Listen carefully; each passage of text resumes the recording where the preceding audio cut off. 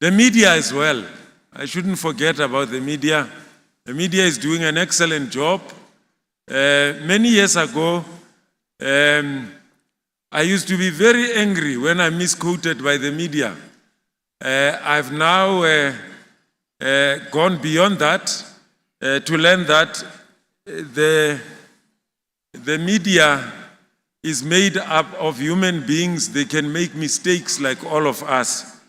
When they misquote you or they say things out there in the manner that you don't like them, you just move on with life. They are carrying a very, very important task of informing the public, educating the public. We want to thank them. Thank you very much, media, different media houses that are covering our international event, which has grown from a line function event of exams and curriculum, and I see some of the guys there who are part of this, to becoming a national event, and then eventually an international event, the basic education sector, Lekgotla. Thank you very much.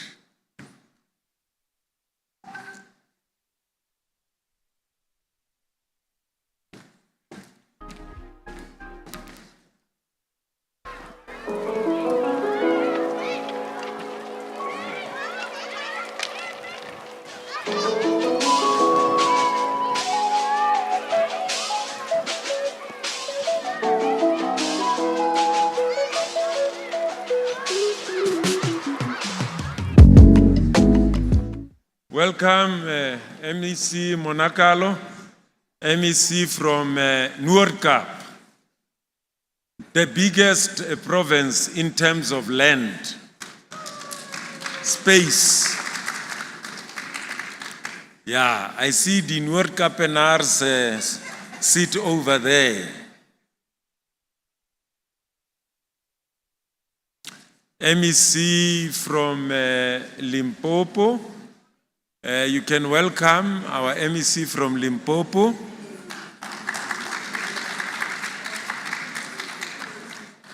Together with HODs. Also want to welcome the former Director General in the Presidency, Dr. Cassius Lubisi, who also served in the department and the sector for many years. The chairperson of the National Education Collaboration Trust, Mr. Sizwe Nxasana. Welcome, sir. Thank you very much.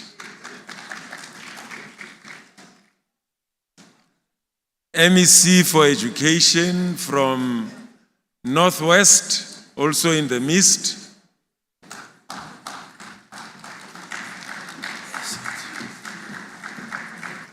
MEC from KwaZulu-Natal, the highest improved and the biggest component of the system when it comes to the National Senior Certificate. MEC from KZN also joined. You can welcome her.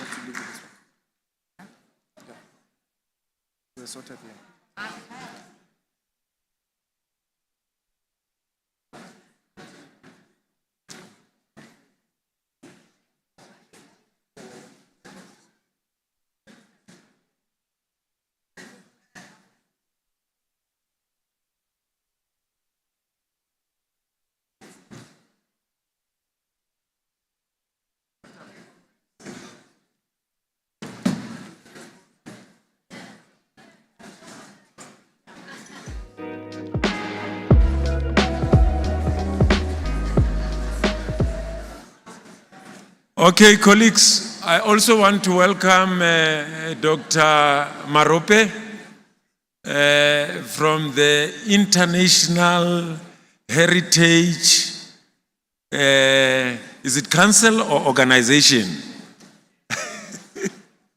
Okay. Welcome, Doc. I've seen Carlos also from UNESCO. Welcome, Carlos. Can you please welcome our one and only Deputy Minister, Dr. Regina Mohaule.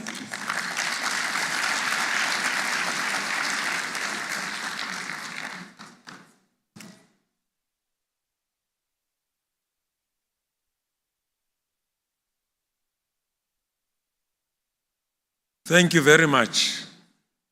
It means the President and the Minister will be arriving into the hall anytime,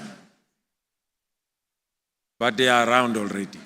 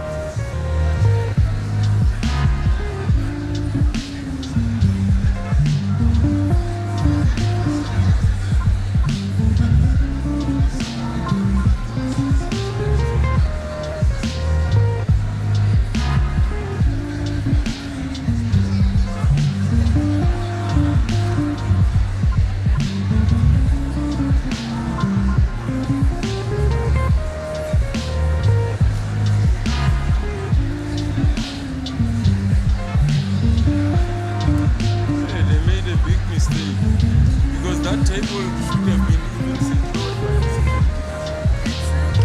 Usually they do that. They come and say, no, no.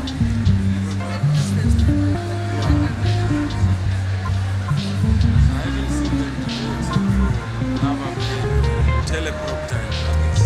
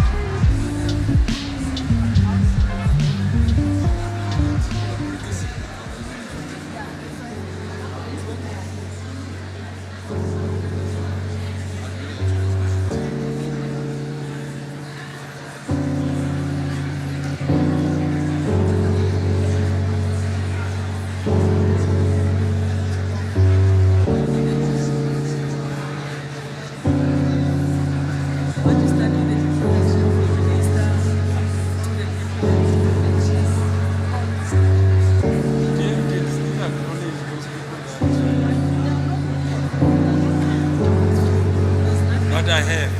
There's nothing on my paper, then I will say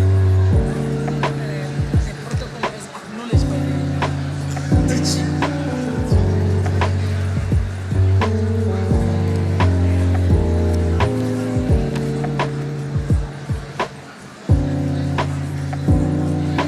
And the rules I can read now.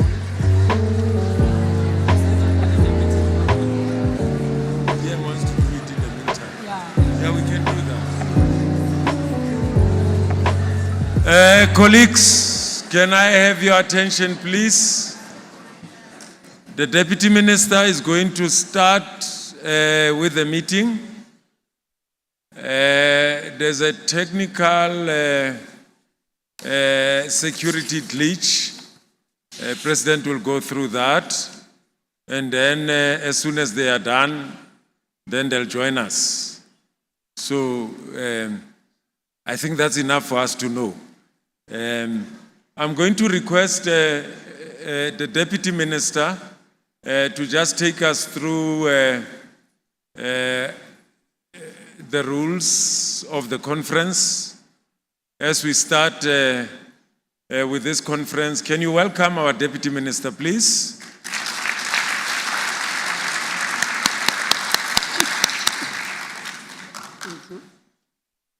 Thank you, DG. I don't want to spoil the protocol that you have mentioned here because I might leave some very important people who are all very important. And we have all our guests locally and internationally. This is not just a meeting. This is a sector meeting. A meeting that has been called by the Minister of Basic Education, Ume Angelina Mutshekga. So before I tell you who the minister is, let me start by outlining the general house rules. All participants must commit to the discussions and provide inputs based on their experience and knowledge in their specified field. Delegates should be punctual and observe the start and break times.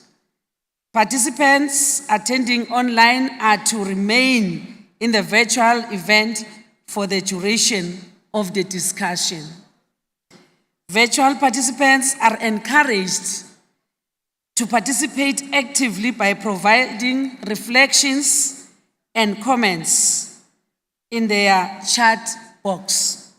Participants attending physically, the ones that I'm talking to right now in this hall, should note down their questions or comments during the session, during all the sessions, and wait until the question and answer session has arrived,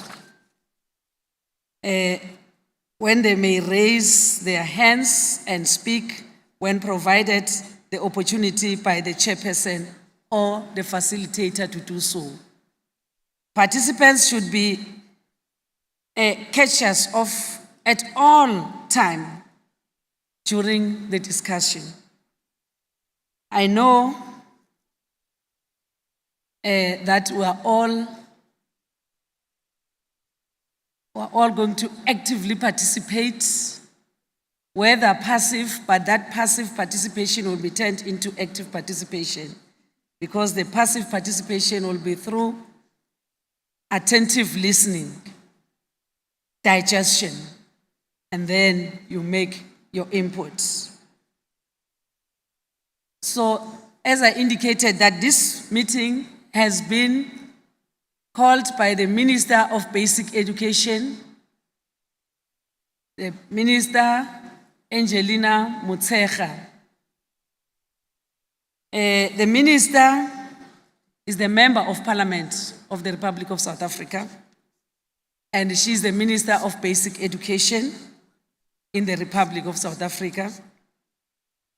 She was born and bred in Pimville, Soweto, where she first became very active in various capacities in the struggle against apartheid.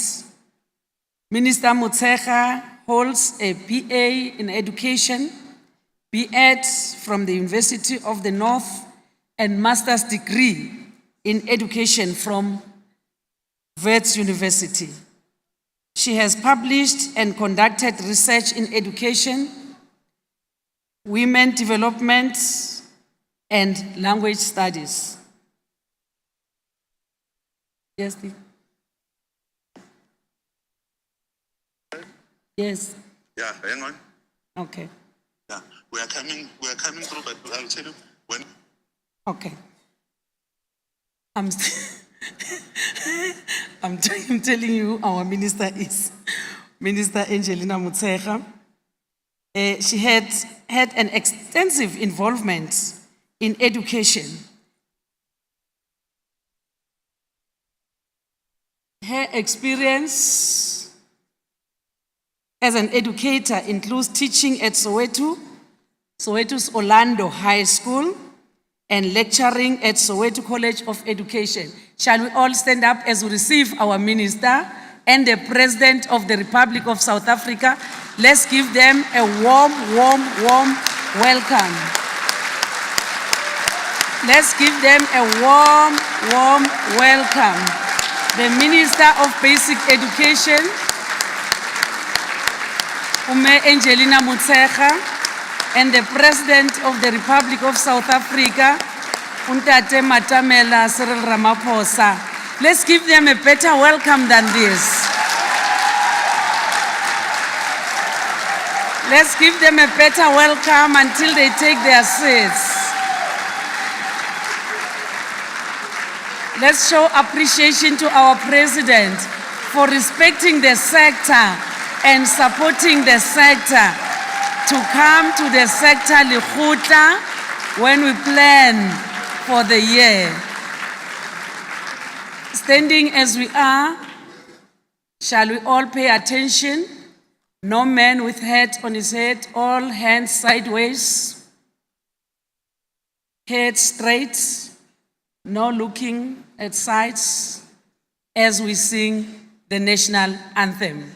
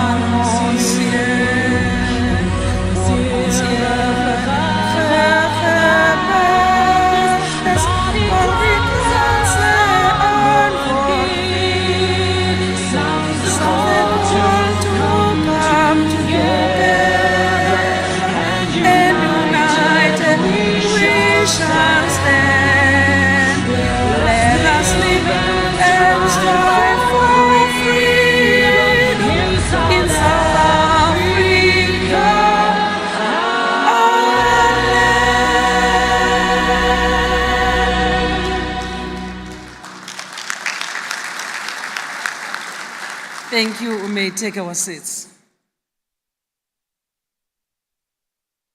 We're not going to waste time. I'm going to call upon the Minister of Basic Education, as I introduced her to you before she arrived, to take the podium. She knows how I introduce her. Over to you, Minister.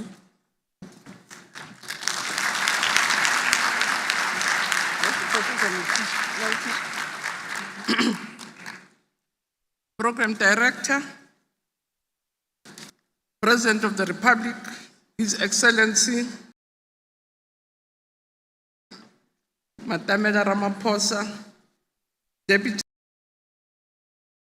Zena Mahaule, President, we have Van Gas, who's next to you. He's the UNESCO Head of International Task Team at the Secretariat thereof. Let me acknowledge also some of our big partners in the sector, Mr. Ngasani, but also our honorable doctor who also helps us a lot in the sector. And thank you very much, Dr. Lubisi. Leaders of education and teacher unions that are here. Bodies, I met a number of them, President, representatives of learner organizations. Again, this is our annual where we interact with our academics and experts in education in the sector. We also have representatives from non-governmental organizations, members of the media, ladies and gentlemen, but also I'm very excited, President, that we have all our MECs and heads of departments also in attendance. And thank you very much, colleagues, for always making the time to make sure that we work together in the sector. Molweni, Dumelani, Abusheni, Dimachero, Muore. It is, President, always an honor and privilege to address our 8th basic education Lekgotla. You'll recall about new thinking around the world regarding the ability of education system to respond with agility to unpredictability of the pandemics. As South Africa, we pride ourselves that we're able to save our education system to an extent in the face of severe learning losses. We tried very hard to think through implementation of a framework for the recovery,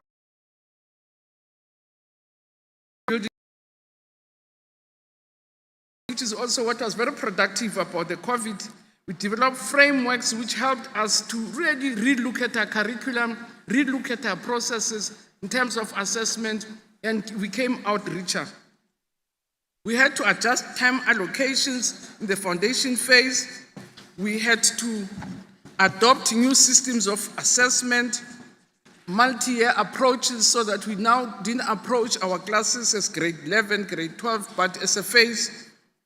And in this 2018 Lekgotla, we also decided more to deliberately integrate competencies for a changing world into the South African curriculum, which is an area which you also chaired, President. And we have, as a sector, have been, there was a concerted effort to explore what this could look like, South African schools, through deep secondary and primary research and competency development.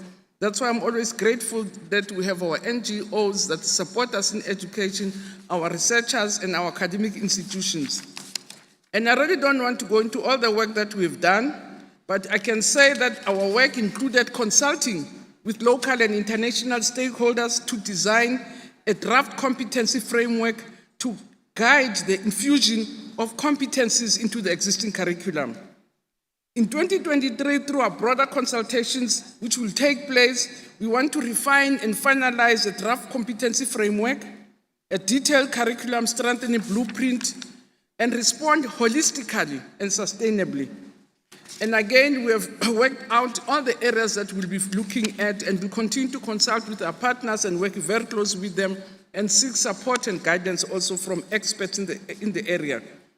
To this end, multiple avenues could be pursued as part of curriculum strengthening in terms of content, modernization, infusion of competencies, and details of incorporating relevant cross-cutting priorities more deliberately in a sector like environment, literacy, and all sorts of things. But basically, President, I'm really grateful and appreciative in a very punishing program that you have agreed to start with us and really share with us. We'll be here for the next 2 days, and again, as usual, I'm really hopeful that with all the brains behind here, we will be able to inform the system moving forward. But I know the President doesn't want it, but I insist on doing it. And he should relax when I'm doing it. So just to remind people who our President is, born in Gauteng, born and bred. After completing his education, he went to study at the University of the North, and because of all his involvement in political work, got suspended after the 1974 Frelimo rallies, got detained several times, joined a law firm in Johannesburg, and studied and continued his studies in law, and then completed with the University of South Africa, obtaining a BProc degree. And whilst he was serving articles, he joined CUSA as a legal advisor, which is a Council of Unions of South Africa. He was then requested by CUSA, and together with Elijah Bahai, the late Elijah Bahai and James Mutlasi, founded NUM, the National Union of Mine Workers, and became its first Secretary General. He grew NUM from 3,000 members to 300,000 members during the time he was the Secretary of NUM, and became one of the biggest unions that the country served. I can share, I know in 1987, Comrade Bali led one of the biggest strikes that South Africa ever witnessed. And in the establishment of CASAT, he was very central. He was part of the UDF. He was really the chairperson of the reception committee after when the Rivonia trialists came in, and accompanied the president all over different parts of the world after the release of President Mandela. In 1991, he went into parliament. In 1991, he was the first Secretary General of the ANC in the country. When CODESA came, he was the head of negotiations. From there, he joined parliament to become the chair of the Constitutional Committee, and led the completion of the drafting of the Constitution. After the drafting of the Constitution, then he left to go into business. He moved into business. He joined NAIL. I can see the President is restless. Let me finish, President. I have to say this, that I'm saying it all. I've jumped other sections, don't worry. And the President, I promise you, say I've been jumping pages, so I've left other things. He established Shanduka, then that was later called the Cyril Ramaphosa Foundation, and it's part of Adopt a School. The Free State people will know what Adopt a School, and all of us know. The foundation also created what we call the Black Umbrellas. He's the chairperson and the advisory board of Kagiso Shanduga Trust, which is in partnership with the Free State, but also partnered with us in many respects as education. And he really has served on a number of boards, which I won't lead, but I think I really need to mention a few. He was a United Nations Global Leadership Group member, advising the Secretary General, special representatives on business and human rights. He also received a number of awards, the Olof Palme Award in Stockholm. I think I traveled, when you traveled there in 1987. In October, he was a visiting professor at Stanford University. And we should be actually calling you doctor because he's got honorary doctorates from the following universities: University of Natal, of Port Elizabeth, of Cape Town, of the North, University of Lesotho, University of Venda, and the University of Massachusetts, and he's currently the Chancellor of the University of Mpumalanga. He was the first Deputy Chairman of the Commonwealth Business, and he was Vice Chairperson of the Global Business Coalition. But what I want to mention as I jump other things, that he was appointed with former Finnish president to really be an inspector of weapons. But as education, one of our interests, President, as I skip many other things about when you became the president, the deputy president of the ANC, president of the country, that you were sworn in 2017 to be the 13th president. He was elected the 13th ANC president in the country. The next year, he became the president. But I think more than anything also, the part that I really wanted to mention is also your work in the area with UNESCO on skills of the future and competencies of the future. And I think I always account your interest in education of that you are quite informed about the sector and what we are doing. But thank you very much, President. And again, can I invite you to address the gathering, and thank you very much for attending.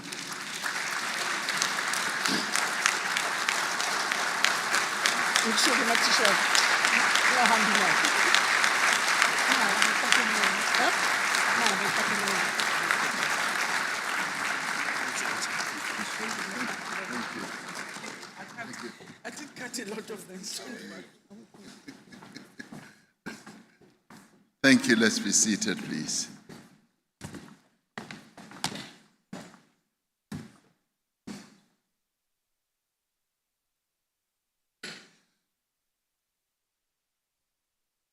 Program Director, Dr. Mhaule, Minister of Basic Education, and Jimutsecha, ministers and deputy ministers here present, a representative from UNESCO, whose presence here is a great honor for us, MECs and heads of department, members of national and provincial legislatures here present, representative of various political parties, of teacher unions as well, representatives of the school governing body associations, higher education institutions, civil society representatives. Wonderful to be seated at the table with Mr. Mwasana, whose work has been quite extensive in education, who's also leading an organization that makes huge interventions in education at a national level.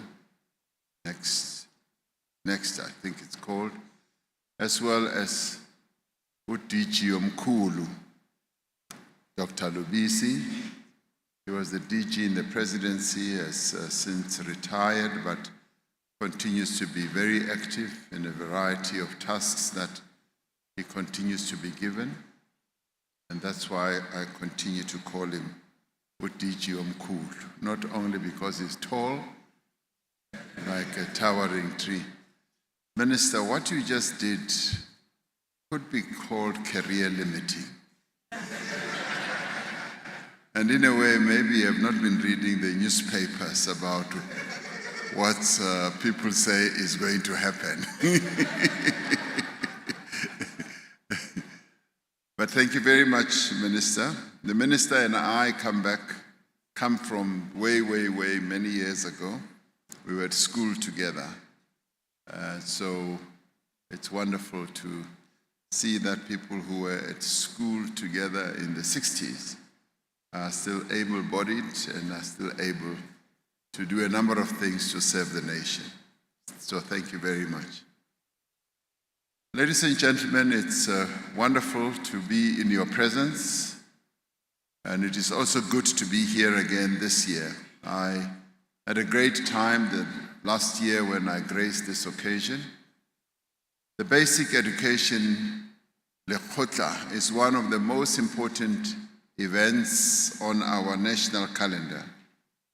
It is here that officials involved in education, educators, teachers, teacher unions that is, policymakers, the private sector, and civil society can come together and also get the involvement of internationally based people who are well-versed in education, like from UNESCO, to chart the course for basic education for the next 12 months and way beyond.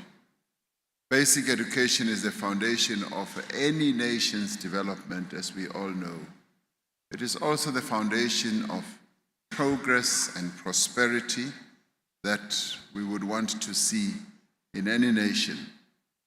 The aspiration laid out in our Constitution to establish a society based on democratic values, social justice, and human rights cannot be achieved without prioritizing education. And if you look at our budget allocation, education is the one sector that gets the highest allocation. Improving the quality of education, or rather the quality of life of all citizens, and freeing the potential and unlocking and unleashing the potential of each person cannot be realized without education at the center of our efforts. And this is a given. You do know, and you can see immediately once a person who's gone through the education system presents themselves, and a person who has not gone through the education system, it's like chalk and cheese.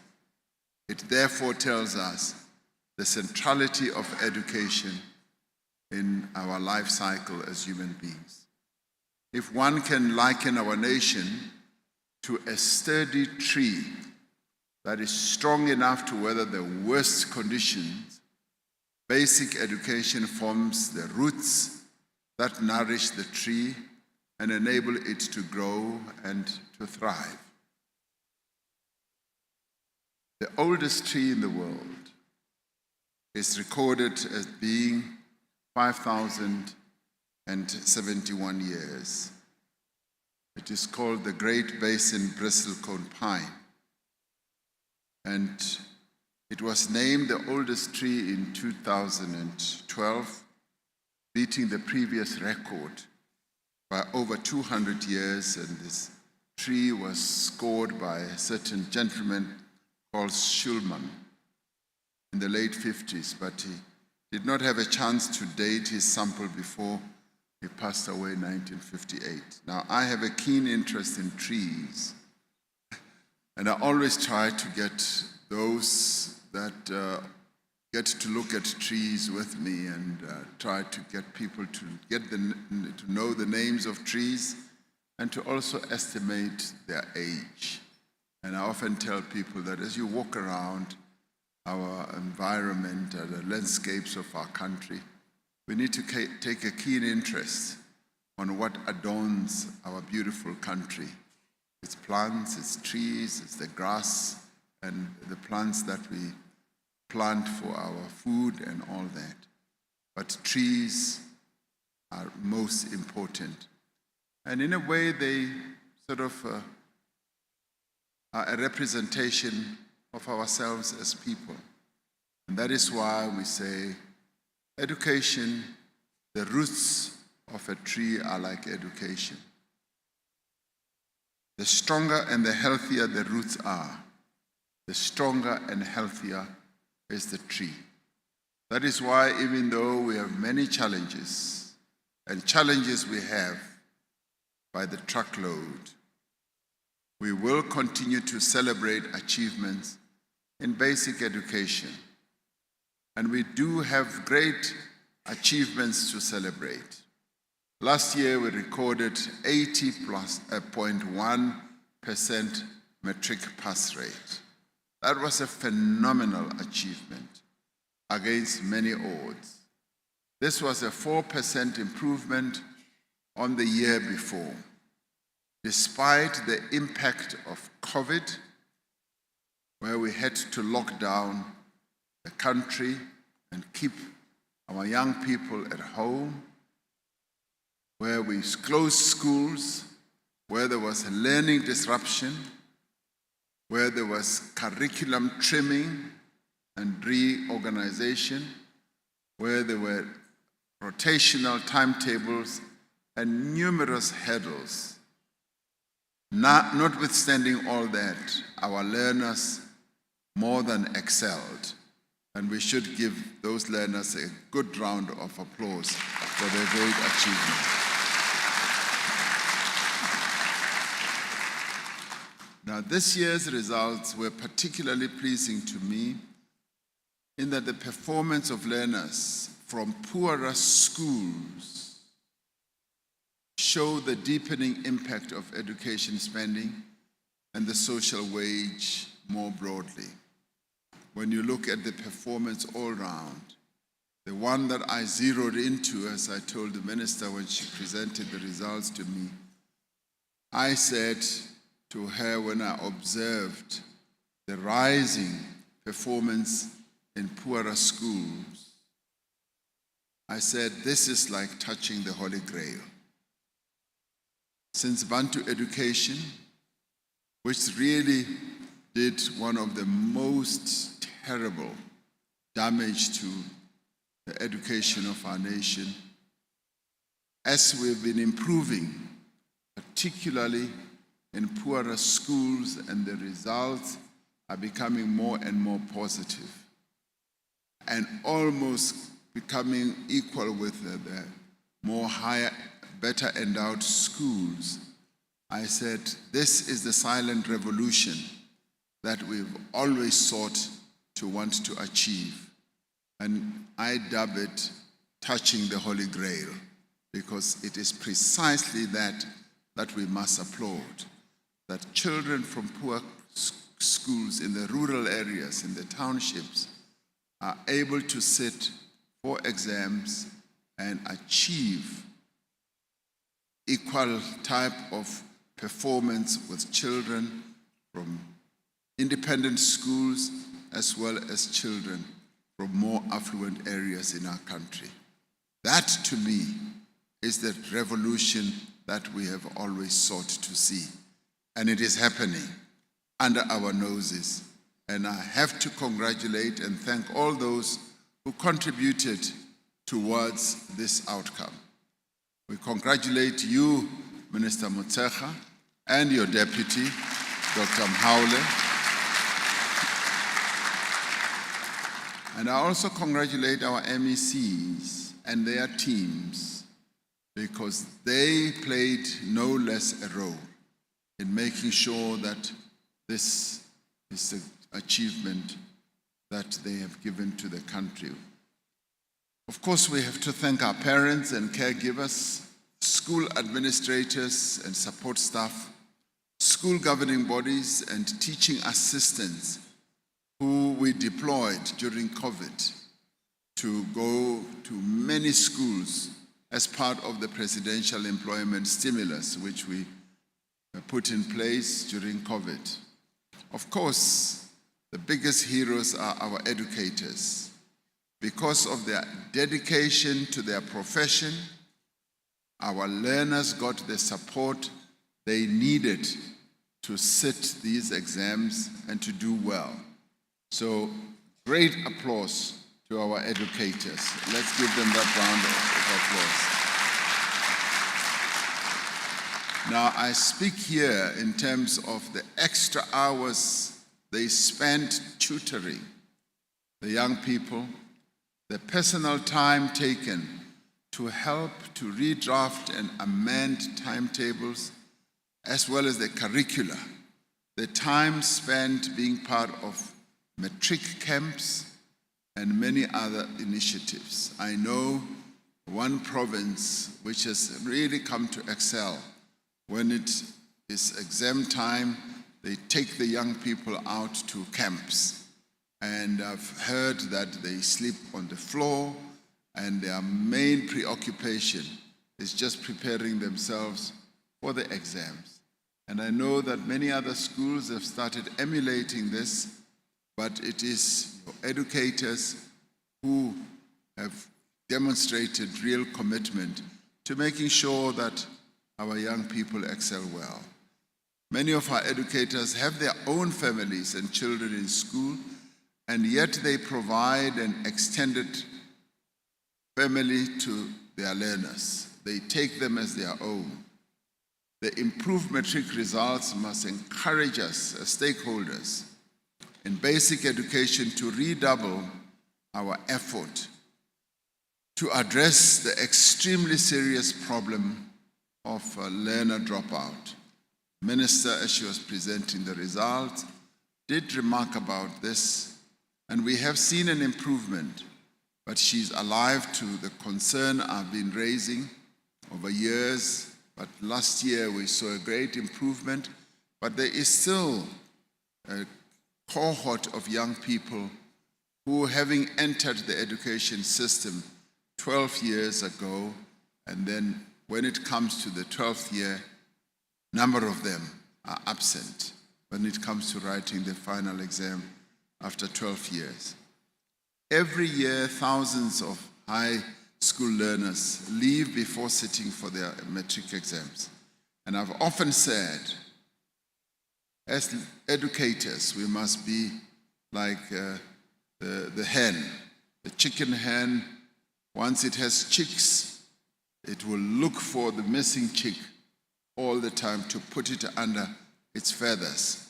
That is precisely what we should be doing, and know which one is missing and why it is missing. And in many respects, the problem of learner dropout makes the theme of this year's Lekgotla even more relevant.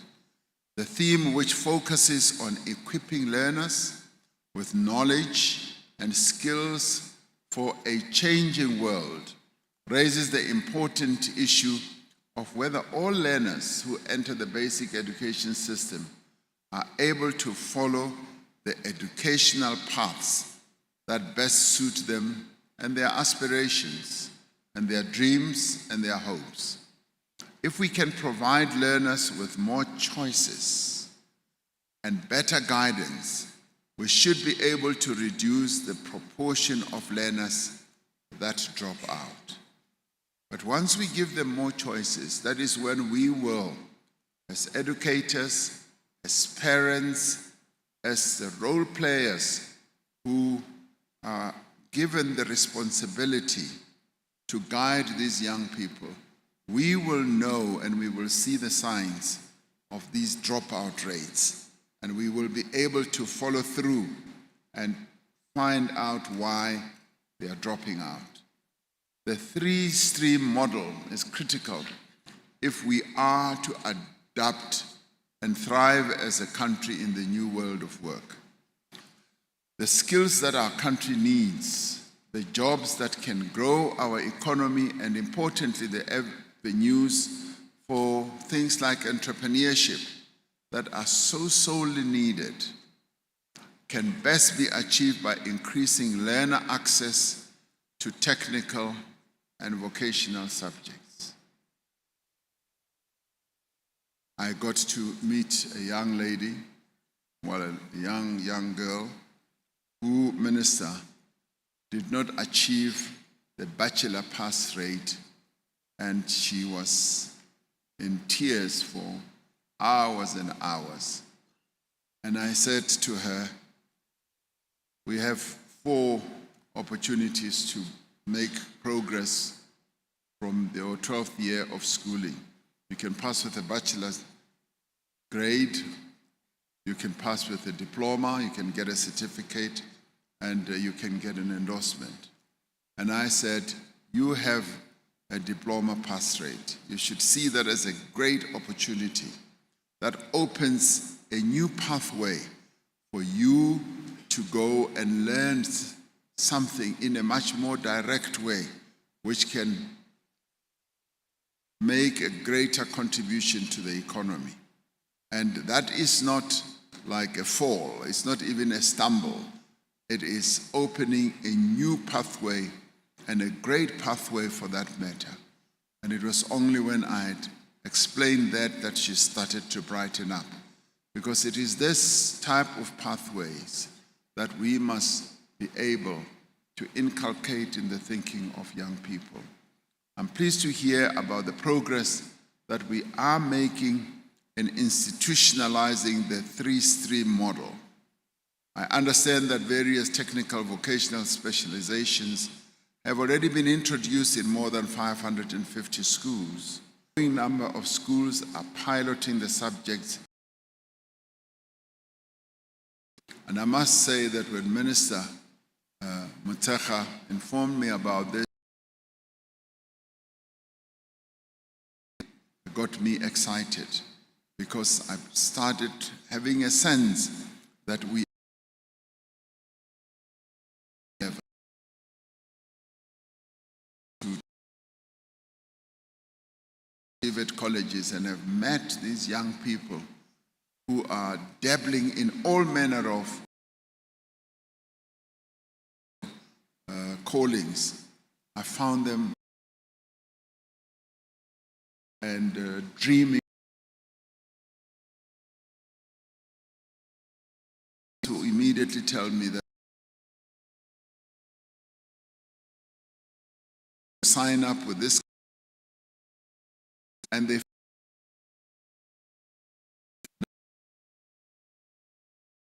to be unemployed. So this is these subjects that include, and I've been electrical, civil, and mechanical of subjects that we now want to see spreading.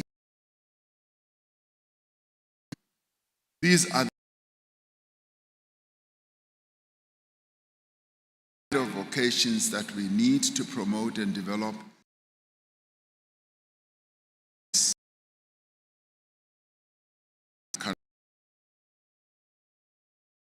Youth can afford. Much worse.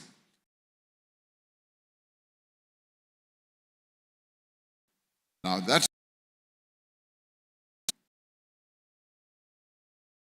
young people, they will know in some of these subjects.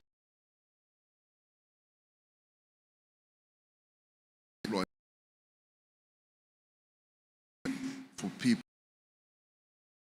this prosperity can only really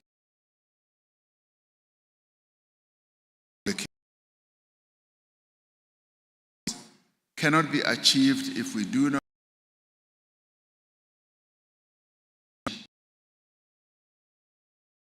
lifelong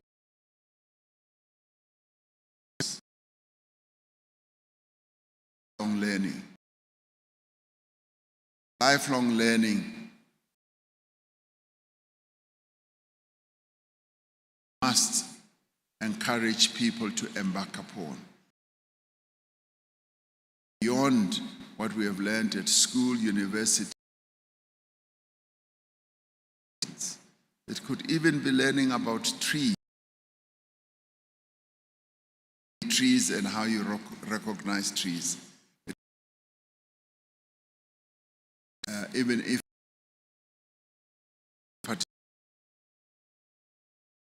economy at scale, think creatively and innovatively about how we are going to address this. We have to look beyond and into what are employment,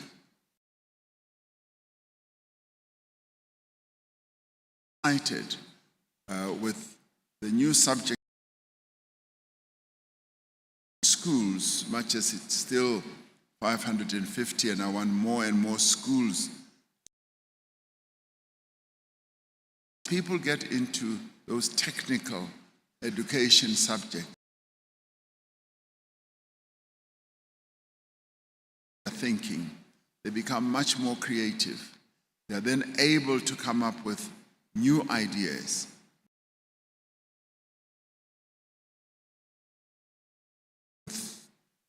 Concepts.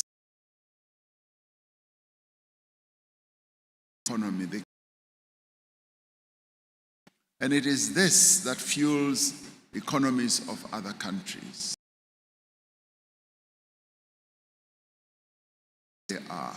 They are able to make nearly every.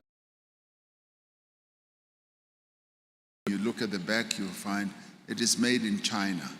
Why is that the case? They have focused on more technical education, technical training, and that in itself, for people to know how things work, how products are put together, how processes that lead to those types of products really can be brought to life. And then that opens up creativity and innovativeness. That is why I do believe that moving in this direction for us and the adoption of the three-stream model is so important. Because this starts with developing skills for a modern and dynamic workforce, but it begins with basic education. It cannot be emphasized enough that the greater the scope for basic education streams, the better our learners' prospects are for securing employment, as I was saying, and for self-employment after schools, because that person becomes much more of a thinker, a creator, an inventor. By way of example, we will be aware of our economy along a low-carbon, climate change resilient pathway, and our move towards cleaner sources of clean, pursuing sustainable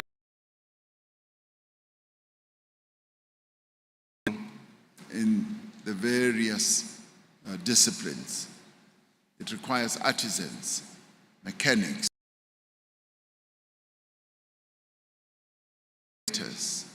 waste and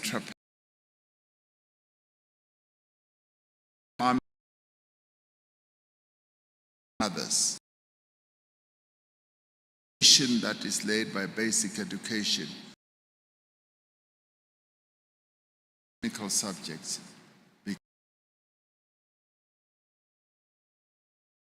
should use.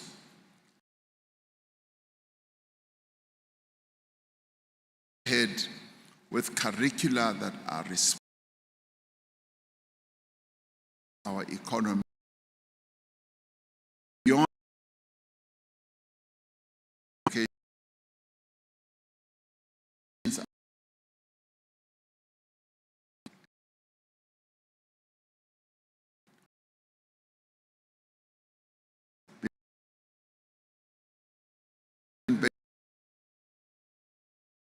the future.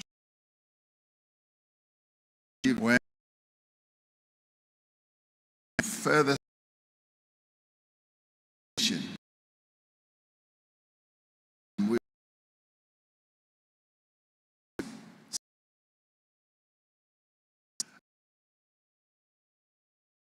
always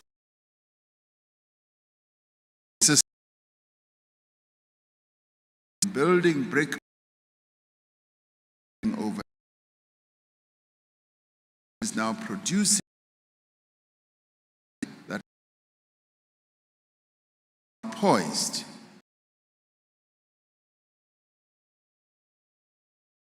to meaningfully contribute to the growth of our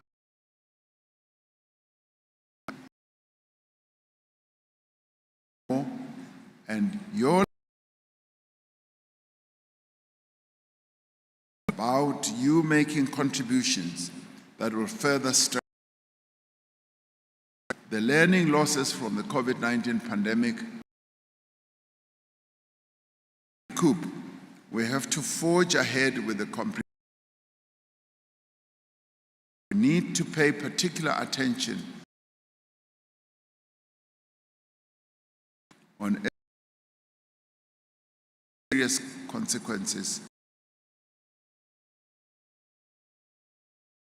difficulty learning because they struggle to read and are not confident.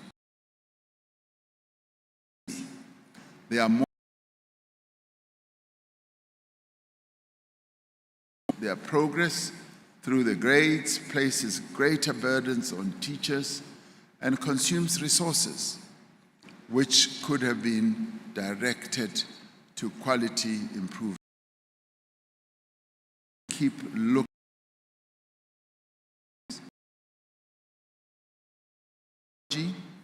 to support curriculum delivery, particularly to learners from disadvantaged communities.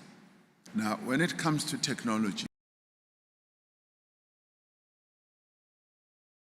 place a great deal of stock and confidence in technology, and it is technology that they have put up front there to drive their economic growth. And we already see how some of their gigantic companies are straddling the globe and even becoming a threat to your northern economy countries. And when it comes to technology, in recent times, I found that young people become so adept with technology. Wizards, and they are geniuses.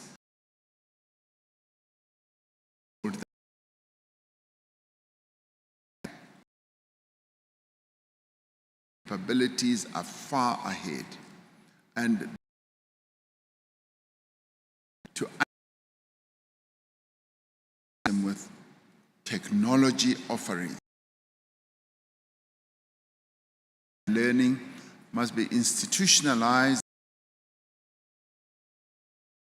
and retention rates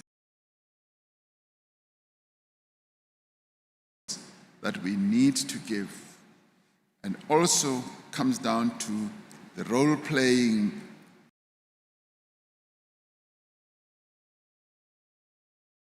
as role players. It must mitigate against learner dropouts and contribute to the nation's overall well-being by investing in young people's emotional more than the skills needed to work. Developing the capabilities needed to participate in our schools that are free of also be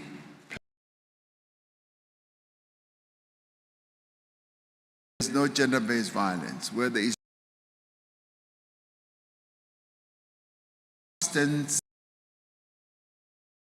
other ills are complete. Our alert of COVID and stakeholders, we must continue to encourage the health of As education fights inequality, health outcomes, economic growth, investment and quality education extends to ensure that learners are able to receive education in dignified conditions that support their health and well-being. Through the sanitation safe, we have so far been 50,000 sanitation facilities at more than 2,000 schools. A further 15,000 appropriate toilets were constructed at part of the accelerated schools infrastructure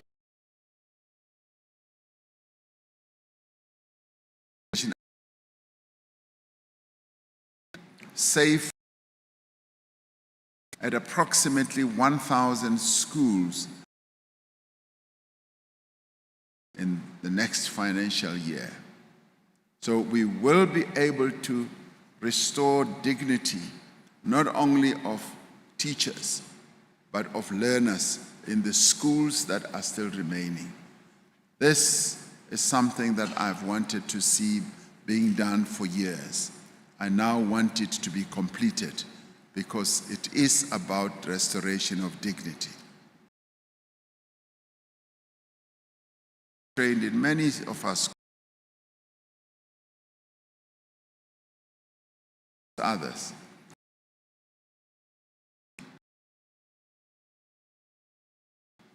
To do administration,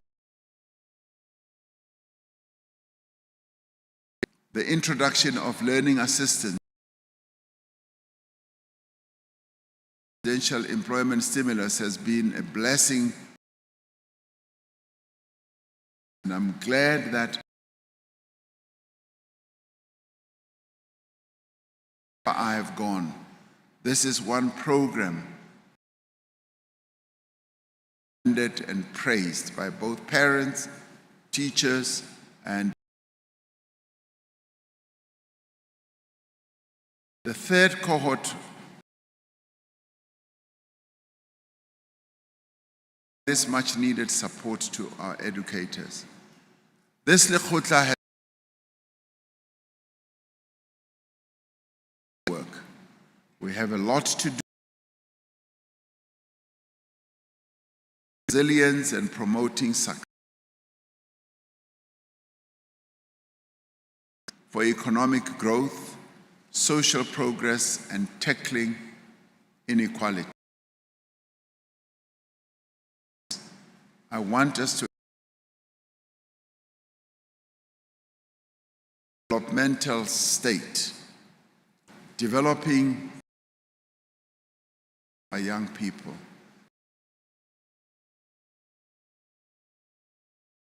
With systems, with initiatives that are going to advance our developmental and transformational agenda.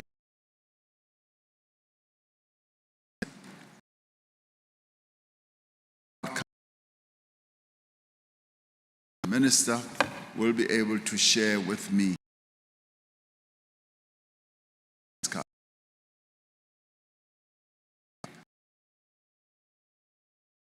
because your sector really, really excites me, because she failed to say that be a teacher. 26 after being thrown around, I was thrown in and out for quite a long time, and when I came out, they wouldn't take me back.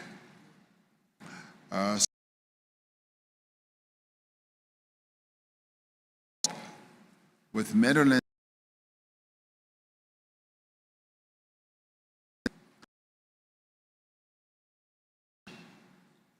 And as I drove,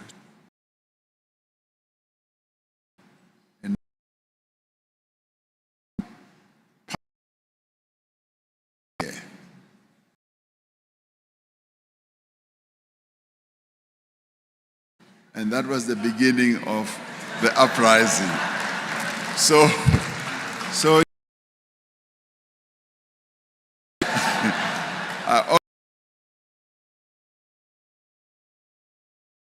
my career, which would have been a flying career, was interrupted by young people. So feel sorry for me, but I could.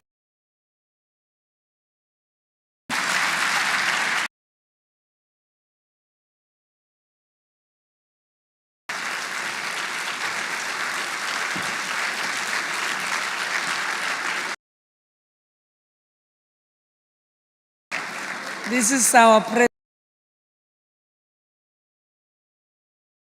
in the sector.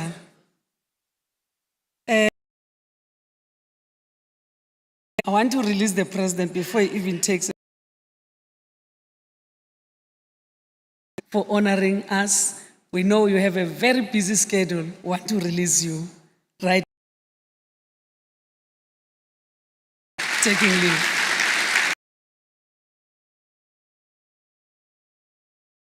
Thank you, President.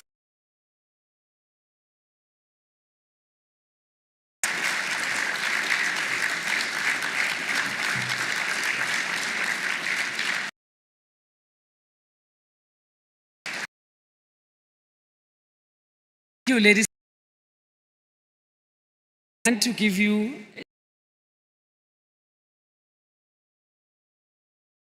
a 15 minutes break.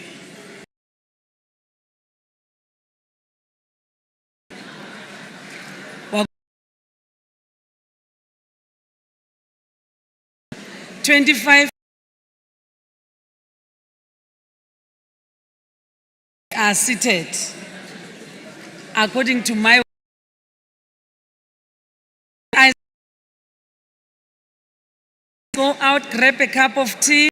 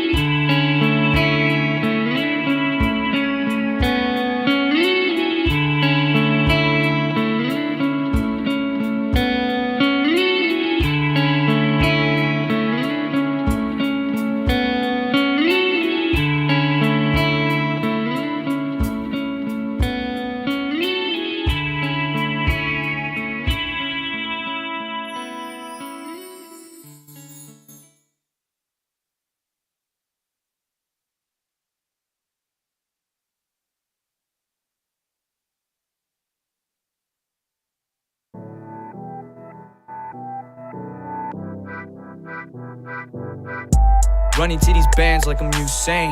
Gotta keep it too true like I'm 2 Chainz. Maybe every new wave gotta start lame. Too split in the brain, see both ways. Stone face when I see snakes approach me. These days I'm just trying to keep it low key. Too busy, can't have anybody phone me. Bitch, I'm working, that's how I'm coping. Life's too tragic, I can't have my money coming short like baggage. Feel like every day something fucking gotta happen. And you ain't gotta worry about if Gypsy Kid is cracking. I'm already cracked, bitch.